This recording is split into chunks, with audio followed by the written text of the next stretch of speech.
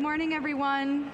Welcome to our panel, Access to Opportunity, Diversity and Equity in the Workplace. My name is Katie Clary. I'm an associate editor at HR Dive. Thank you so much for coming to this panel. It really means a lot to us, and thank you to the U.S. Chamber of Commerce for hosting all of us today. It's really our pleasure and honor to be here. I'd like to first take a moment to introduce to you the panelists today. On my left, we have Will Avila. He is the founder and CEO of Clean Decisions, which is right here in Washington, D.C. And then we have Andrea Reel. She's the Social Impact Manager at Best Buy Signature Programs. And lastly, we have Naria Santalucia. She's the Senior Director of Skills and Employability at Microsoft Philanthropies. So this panel is on diversity and equity. And before we get into this, I want to take a moment to define our terms. I cover this issue frequently. I've been at HR Dive for about a year and a half. And when we approach diversity and equity, there are a lot of different topics you can talk about, even within this sphere. So Will, if you could start us out with sort of defining diversity, what could it look like for an organization to pursue diversity among their workforce? Yeah. First of all, thank you all for having me here today. So diversity in the workforce, I think, is something that every company should include, and how we include that. The company that I started only works with returned citizens, men and women coming out of incarceration, just like myself. So when the hiring process is totally different, one of the first questions I ask is, have you ever been to jail? Once that question is out the way the person feels, like the pressure of being in jail and the pressure of like saying that I've been convicted of a crime, I'm not going to get this job, totally leaves the room, and they can be themselves. And I feel like when you open up that door to be themselves, they become who they think they believe in. They believe in themselves, they believe in the company, they believe in their work ethic. And I think that's the biggest thing for us. And Clean Decisions is creating that diverse place. We work with a lot of underrepresented communities, and being a part of that community, helping them create generational wealth, helping them get a job, and not only a job, but career.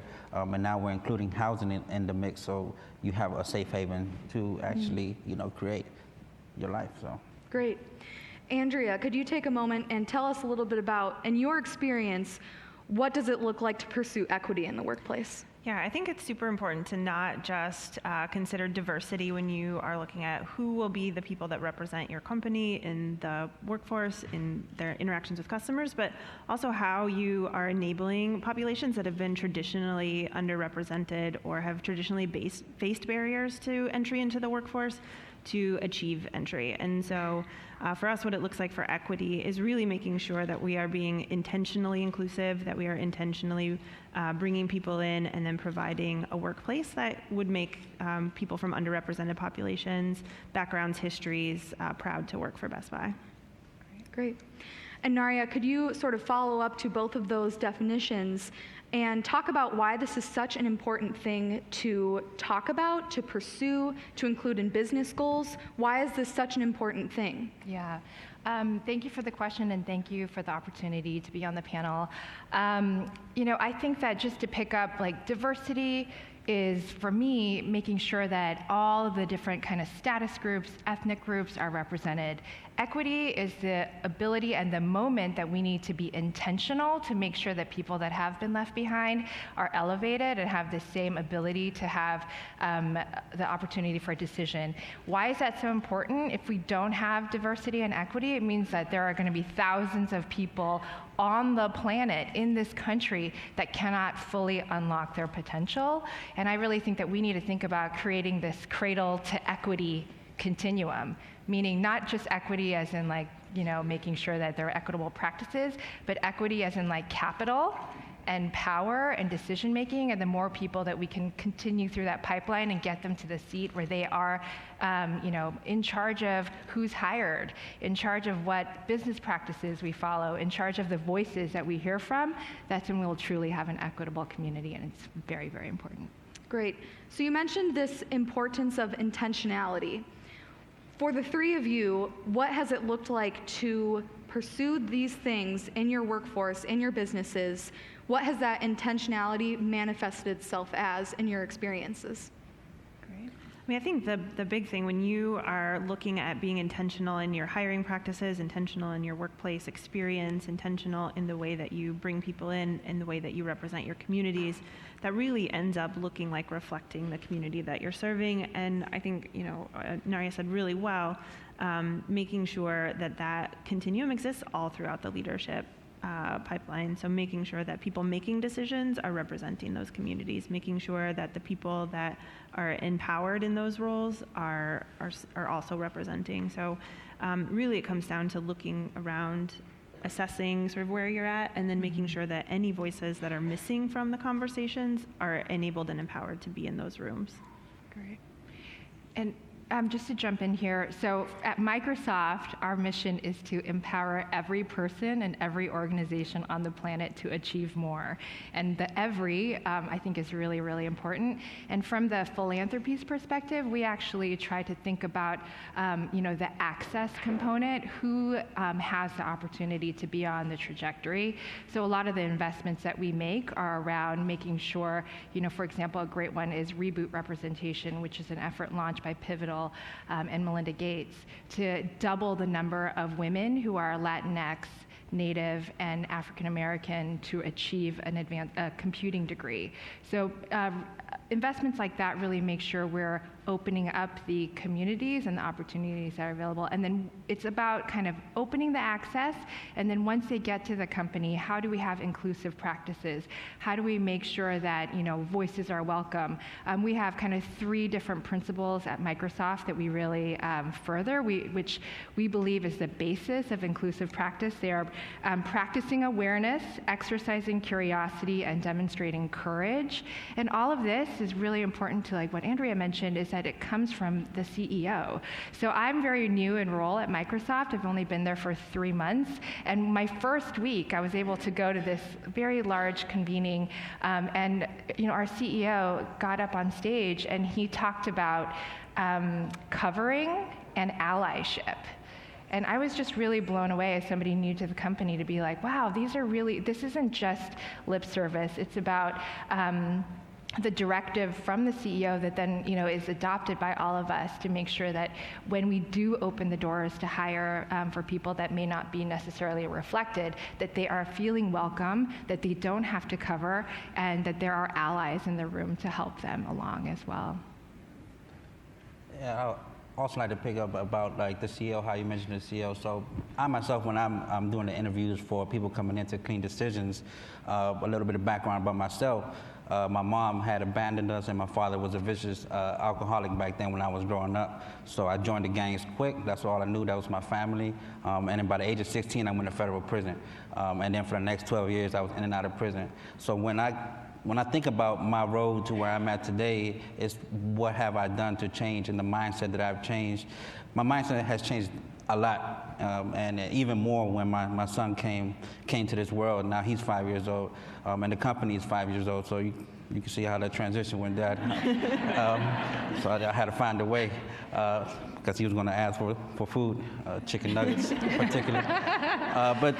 But definitely when in 2013, when I was on the bus coming back from a federal institution, my last one, I had nowhere to go. I had no home. I had no mentor. I had no positive person in my life, peer. What I ended up doing is living in our Motel 6. And I only had $150 on that train ride from federal prison. And I was like, well, this is going to end in 2 days. So I asked the security guard to let me sleep in the lobby, and he let me do that while I was trying to look for work. So when men and women come to Clean Decisions, I just, I let them know that, like, I understand the struggle, I understand what obstacles are you're going to face. And, I haven't overcome all of the barriers in life, and I'm here because God has put me here for a reason. I believe so, and put you here for a reason. So how do we work together? Once that is alleviated from the conversation, like, people tend to open up and they tell me the problems, tell me the issues, and that's why I think Clean Decisions has grown to where it's grown now with 20 full-time employees, and helping them not only get a job but then start a career, housing, and thinking about wealth for the future and planning. So I think it all comes down from how do you include that, and just the main thing I believe Clean Decisions does and provides unconditional love and support, and I think that's why we receive such loyal employees and team members, families, brothers and sisters. So. It's amazing.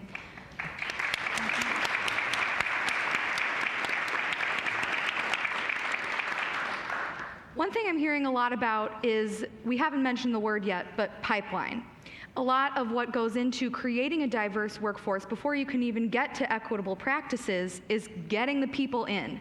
So what does it look like for the three of you to build that talent pipeline, but build it in a way that doesn't just pull in the normal people who are getting pulled in, people who have been able to go to college, people who have come from traditional backgrounds?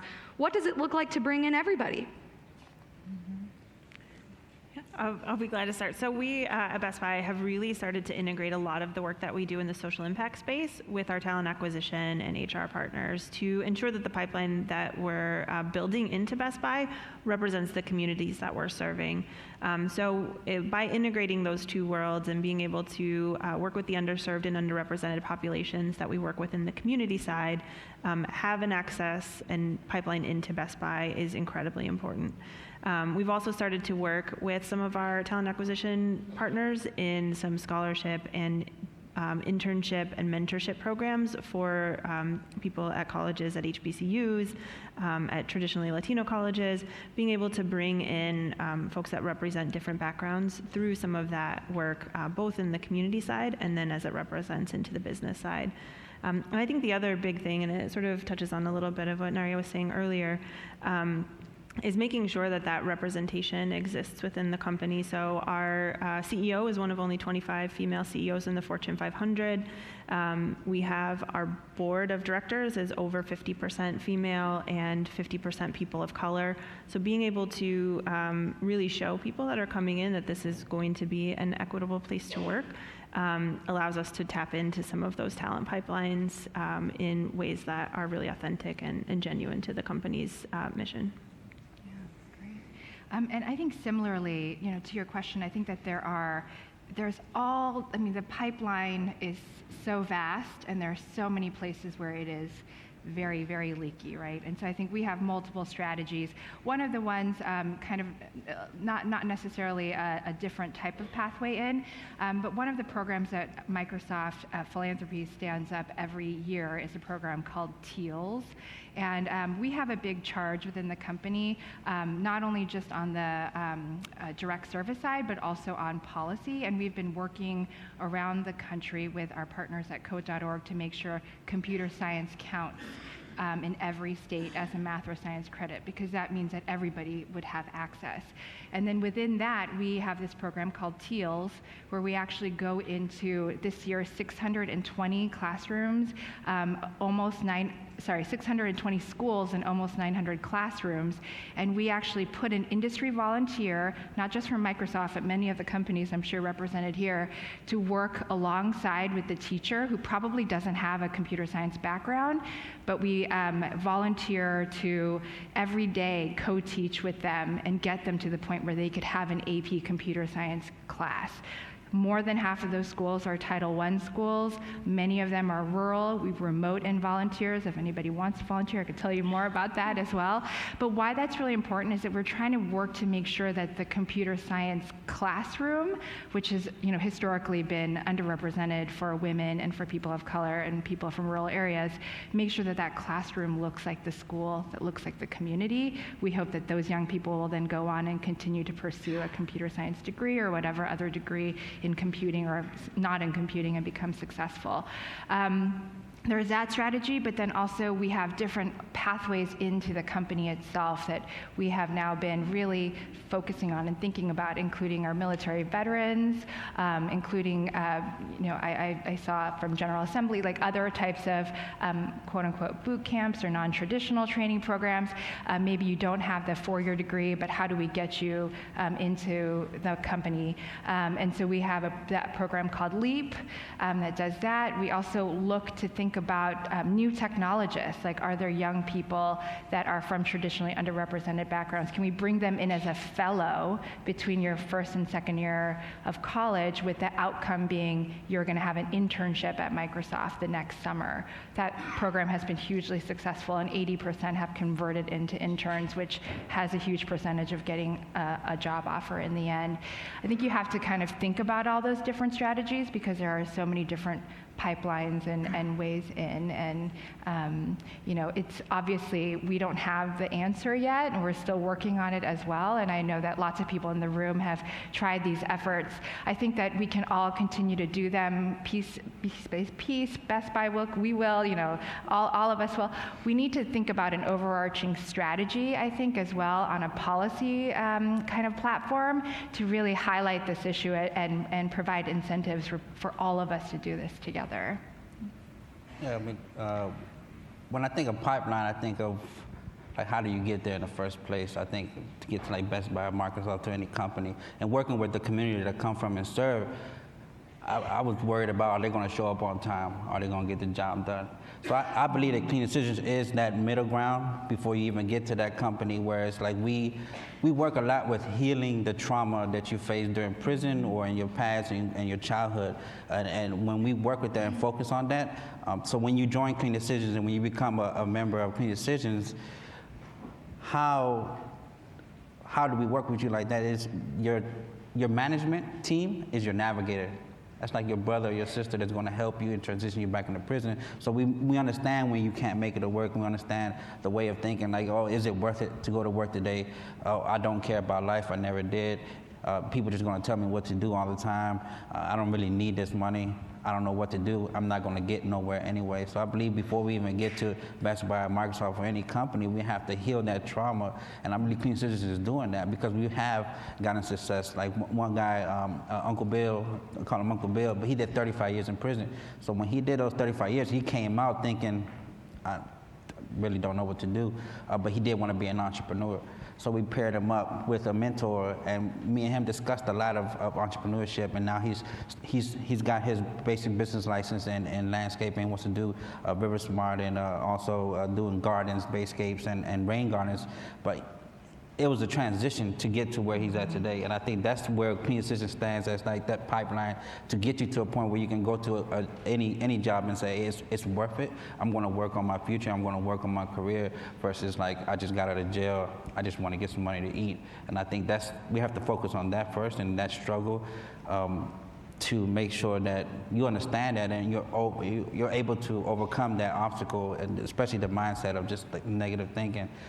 Because, I mean, it's once you get accustomed to the prison life, it becomes a little easy, but when you come out into society, it's just a whole different ball game, and it's like, what am I going to do? I need some help, I need some support. So I believe Clean Decisions is helping you transition that place in your life where you can be, you have the courage and the will to jump out there to one of these jobs that can land your career.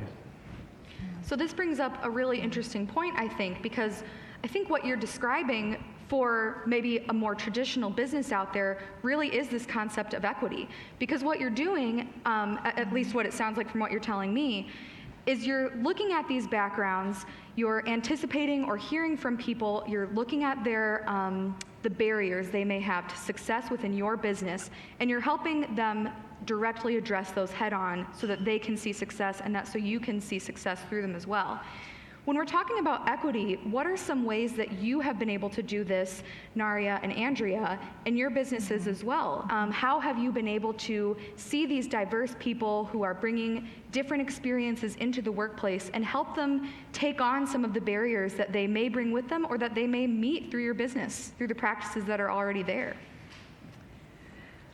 That's a great question. Sorry, kind of loaded. I think the first answer is I think all of us should, that there is so much that we need to do. So I'll just start by saying that. When Will was talking, actually, something that sparked in my mind is this, we always are, we're all talking about lifelong learning and this, continuous reskilling and upskilling. And something struck me that was like, oh, what about the employer's role in continuing the other foundational learning, not just the hard skills, but the skills on how to succeed, how to grow, how to, like you said, should we look at employers to wrap our employees with love, And I think that there may be something there, and I think that is operationalized through how you are reviewed. So, at Microsoft, we actually call out specifically not only what impact have you had for the business, but what impact have you had on diversity and inclusion? How have you made sure that there are voices in the room, that you're uplifting all people? That's I think one practice that you can really operationalize that. The other thing is just, maybe not as operationalizable, but I think there are 3 different things that all of us can do as just humans in our workplace. The first one is to really push to make sure that diversity and equity is a part of the business practice and part of the business bottom line. I've seen multiple times when people try to set up the diversity committee or like the special group on the side, and they have no power, no authority. We talk about banning the box. Sometimes the worst thing is checking a box. And so I think that we need to really consider, like, when we're talking about equity and putting these voices forward, let's give them a real authentic voice, an authentic seat at the table. That's the first thing. The second thing is really, be curious. There is that curiosity. Make sure you learn. These are all topics that are, that is in the national dialogue, equity now. There's somebody in the morning had made that comment of, I'm reliving my trauma when I talk about this over and over again. So if you're not from a group that's traditionally targeted, if you're not from the minority, quote unquote, minority group, you know what?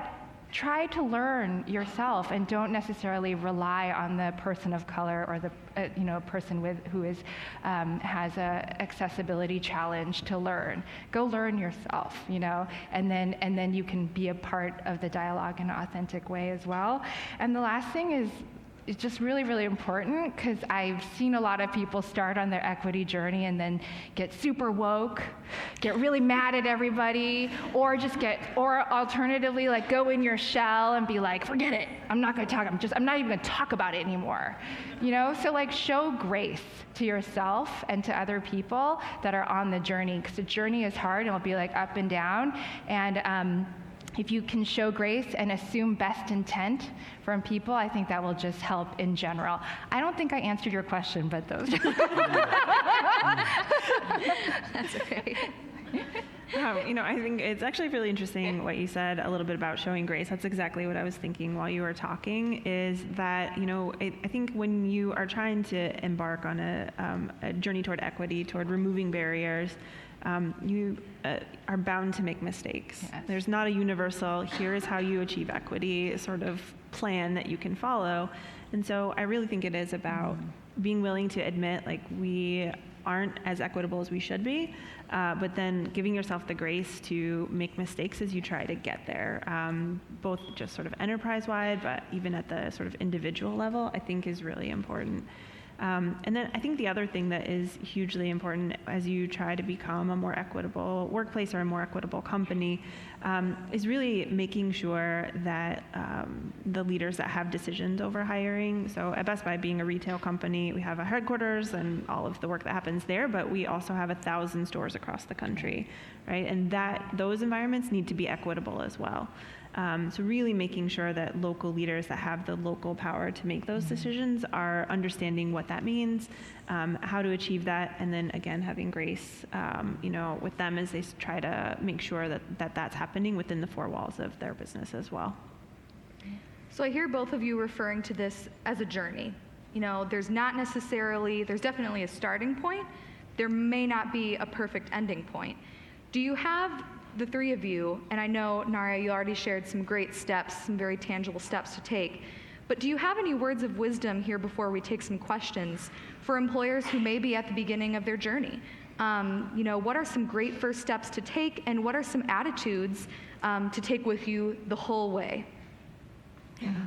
I think for us, we sort of, our former CEO, Hubert Joly, and I think to your point earlier that it really does start from the top leadership, looked at all of us at a town hall and said, this company is too male, pale, and stale. We have to figure out how to break that barrier. And he said that as an old white man, so.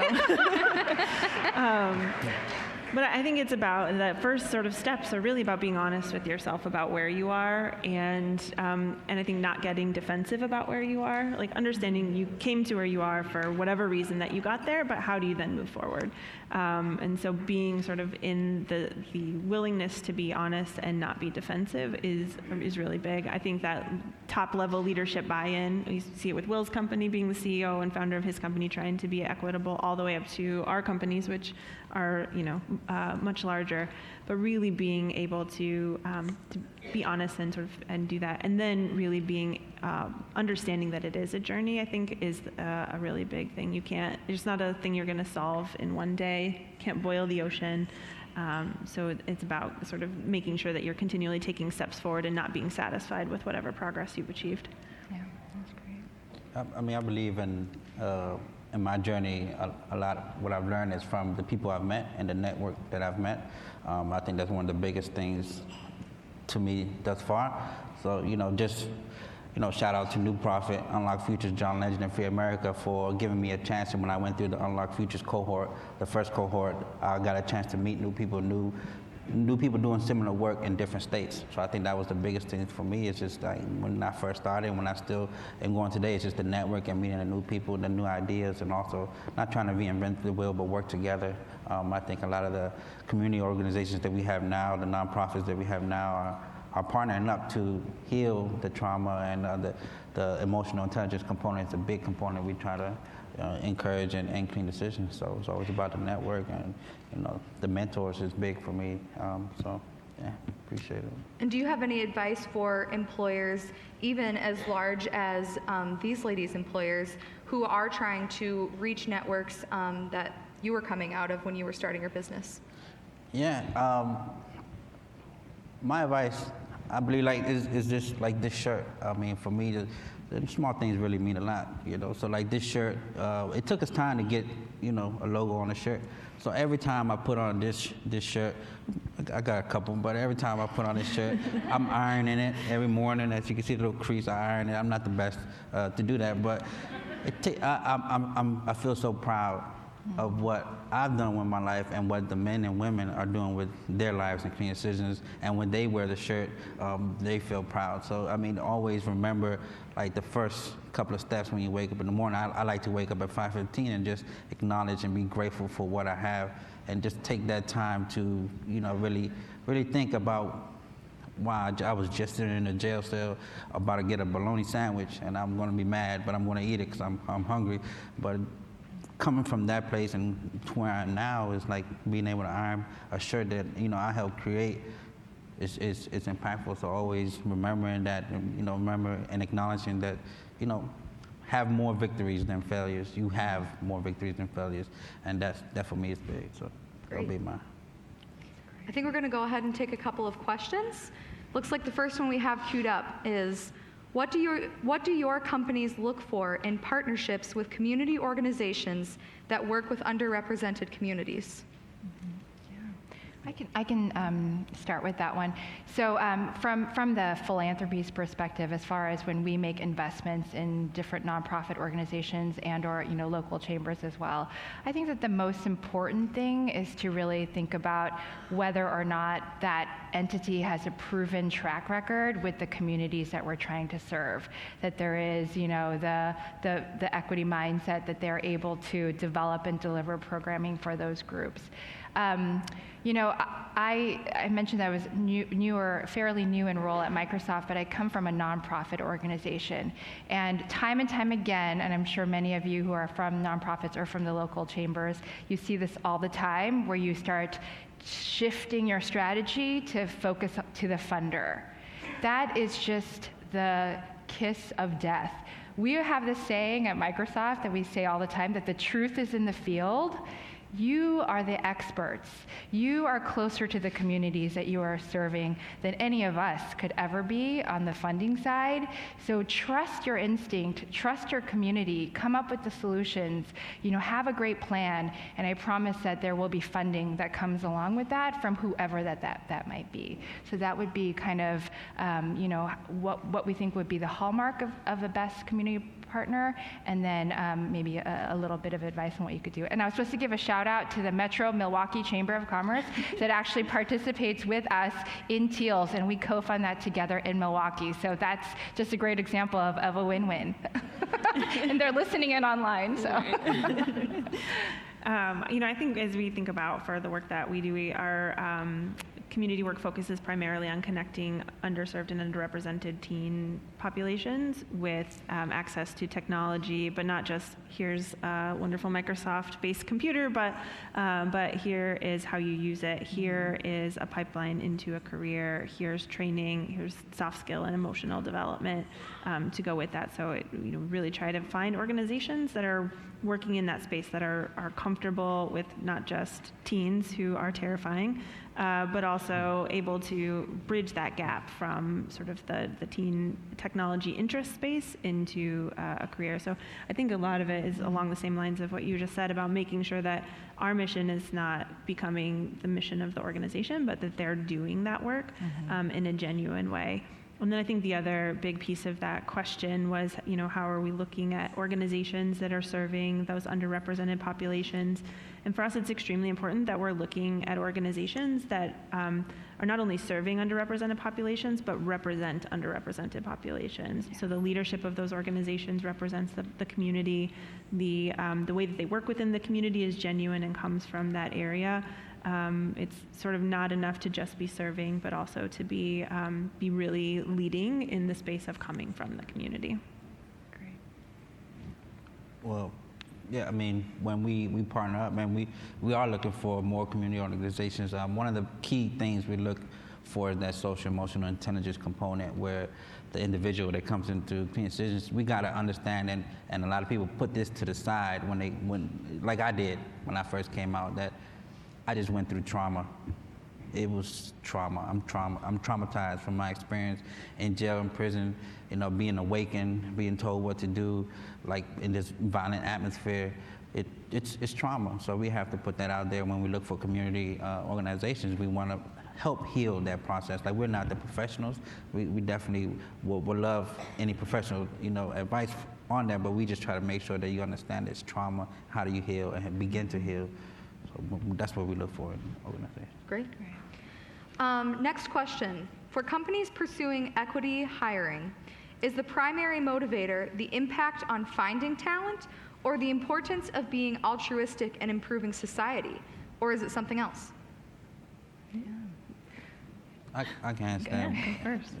In brief, it's just when it comes to Clean Decisions, for a long time I thought about it's just creating work and creating the labor. But what I learned is our niche is creating those navigators, those men and women that are going to be able to encourage others, teenagers or their children, not to go to jail in the first place. So I think when we want to improve society, we improve ourselves. And those men and women coming to Clean Decisions are going to be the messengers. So we are the ones creating the messengers for those underrepresented communities and those societies, those little components where, like, in Southeast DC, like Ward 8, Ward 7, Ward 6, where a lot of this goes on. And just, you got to understand that you need somebody to, improve and help you, encourage you not to do these things in the first place. So that's when we look at what we do in Clean Decisions, is creating that mindset for the future. I think in the best case, it should be both. I talked a little bit about can't just be checking the box. So in the hiring practice and making sure that there's a diverse pool of candidates, that the interview questions are not biased in some way, that the process isn't biased in some way, that the algorithms that are used to get resumes across the line aren't biased. Like, those things are all really important, and they're there within Microsoft the company, or in general, because it is, again, tied to the business, because we will develop better products and better services if we have multiple voices at the table. From a philanthropic perspective, we actually try really hard. We do not link it to hiring to Microsoft in general, but being platform agnostic and being making sure that it is a societal play to improve opportunities for all groups. So I would say that our approach is both, and obviously, again, the bottom line is going to drive your company. So if the equity is built into your reason for business success, I think it'll just be more impactful and actually get sticky and take hold. Yeah, I think for us, our Best Buy's purpose as a company is enriching lives through technology. So that might happen when you're in one of our stores purchasing a piece of technology, making your life better, but it also happens in the workplace. It also happens in the work that we do in the community. And so really knowing that it's not just about the sort of altruistic or sort of moral imperative to ensure that their workplace is an equitable place to be, but also understanding it does impact and affect the bottom line, both in terms of the way that we work with our customers and clients and the way that we serve our communities, I think is just, it's sort of inextricable, but they all contribute to each other. Great. I think we're out of time, everyone, but thanks so much for coming. We really appreciate it. Thank you.